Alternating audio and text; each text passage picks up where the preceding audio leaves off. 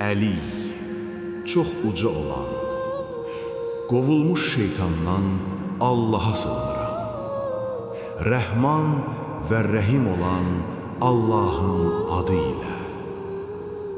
Allah bəşər övladı ilə ancaq vəhy ilə, yaxud pərdə arxasından danışar və ya bir elçi göndərər ki, o da Allahın izni ilə onun istədiyini vəhy edər.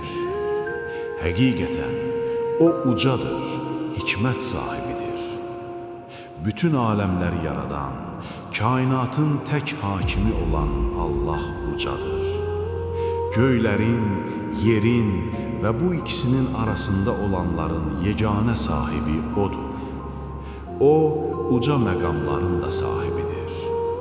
Allah aləmlərdən münezzəhdir.